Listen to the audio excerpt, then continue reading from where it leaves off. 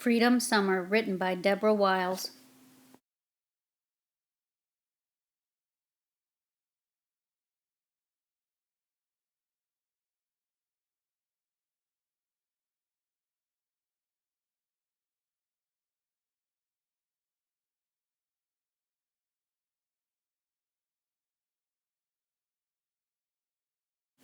John Henry Waddle is my best friend. His mama works for my mama. Her name is Annie Mae. Every morning at 8 o'clock, Annie Mae steps off the county bus and walks up the long hill to my house. If it's summer, John Henry is stepping it right beside her.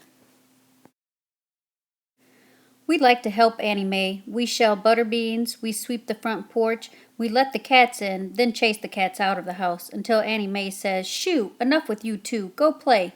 We shoot marbles in the dirt until we're too hot to be alive. Then we yell, "Last one in is a rotten egg," and run straight for the Fiddler's Creek. John Henry swims better than anybody I know. He crawls like a catfish, blows bubbles like a swamp monster, but he doesn't swim in the town pool with me. He's not allowed. So we dam the creek with rocks and sticks to make a swimming spot, then holler and jump in, wearing only our skin. John Henry's skin is the color of brown butter. He smells like pine needles after a good rain. My skin is the color of pale moths that dance around the porch light at night. John Henry says I smell like just washed socks. "This means war," I shout. We churn that water into a white hurricane and laugh until our sides hurt. Then we float on our backs and spout like whales. "I'm gonna be a fireman when I grow up," I say. "Me too," says John Henry. I have 2 nickels for ice pops, so we put on our clothes and walk to town. John Henry doesn't come with me through the front door of Mr. Mason's general store. He's not allowed. "How you doin', young Joe?" asks Mr. Mason. He winks and says, "You gonna eat these all by yourself?" My heart does a quick beat. "I've got one for a friend," I say, and scoot out the door. "Yes, sir. It's mighty hot out there," Mr. Mason calls after me. "I love ice pops," says John Henry. "Me too," I say. Annie Mae makes dinner for my family every night. She creams the corn and rolls the biscuits. Daddy stirs his iced tea and says, "The town pool opens tomorrow to everybody under the sun, no matter what color. That's the new law," Mama tells me. She helps me my plate with peas and says, "It's the way it's going to be now. Everybody together. Lunch counters, restrooms, drinking fountains too." I wiggle in my chair like a doodle bug. "I got to be excused," I shout, and I run into the kitchen to tell John Henry.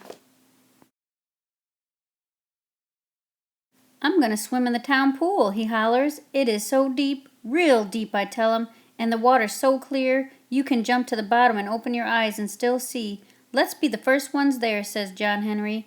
"I'll bring my good luck nickel, and we can dive for it." Next morning, as soon as the sun peeks into the sky, here comes my best friend, John Henry Waddle, running to meet me. "Let's go," he yells. "I got my nickel," and I run right with him, all the way to the town swimming pool. We race each other over the last hill, and we stop.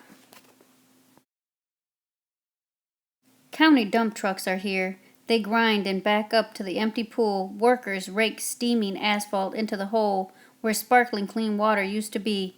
One of them is John Henry's big brother, Will Rogers. We start to call to him, "What happened?" But he sees us first and points back down the road. It means, "Get on home."